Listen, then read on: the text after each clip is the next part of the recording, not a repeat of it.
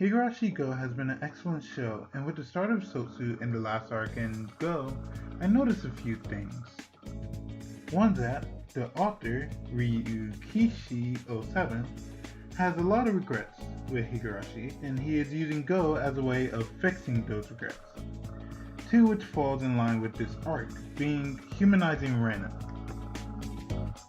Ryukishi has said that he regrets making Teppei an irredeemable villain in the original series, as Ryukishi likes to have his story have no true villain, just forces opposed to one another. This is why in the other works that he had, Umineko, there is no true villain, but a person who oppose one another. Hence why the game being one where one oppose one belief. I also think he has regrets for certain characters of the main cast, and that with each of these arcs we will be getting in Sotsu, we will be able to see his regrets with these characters. For example, I think he has regrets with how he handles Satoko, as she is the only member of the group that technically is a saint in comparison to the rest of the group. What I mean by this is basically like this. Whenever I describe the Higurashi crew, the main cast crew, I describe them as my favorite little gremlins. There's a reason for that. Each character has a darker side to them. The inverse, however, is Satoko, being the one who's seen the most, what's the word I'm looking for? Well, the most like a gremlin.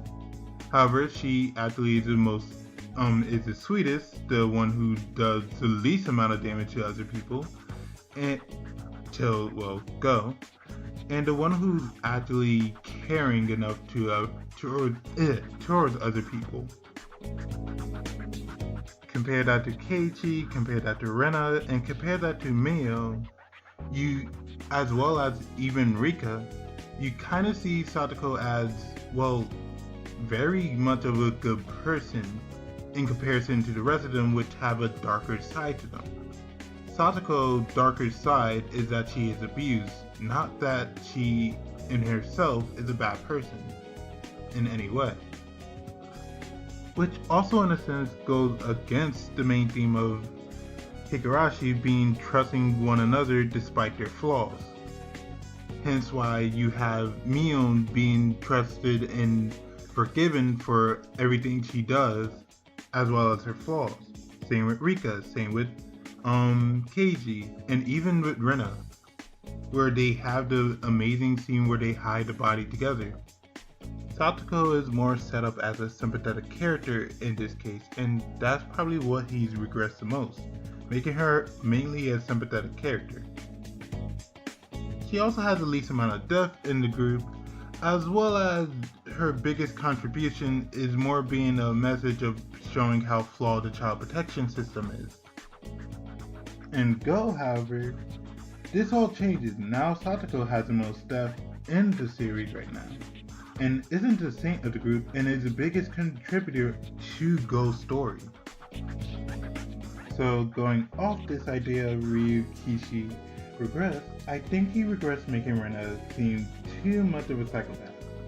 Rena in the original, while still a great representation of paranoia, can a lot of times comes off as cold and almost robotic at times. In the original series, there were many times where Rena felt too calculated and felt too in control and calm. However, in Sotsu, we see the opposite. In Sotsu, we are given multiple scenes of Rena losing it at the drop of a hat as soon as one small thing goes wrong.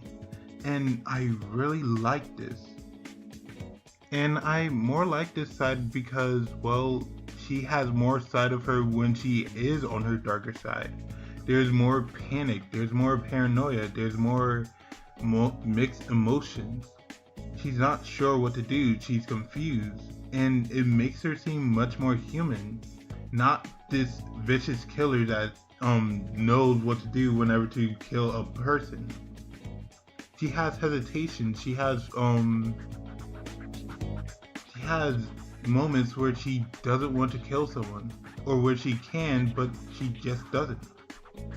We are also given a full circle callback to Rena's name being a play on Rena's name by saying Rena relates to her.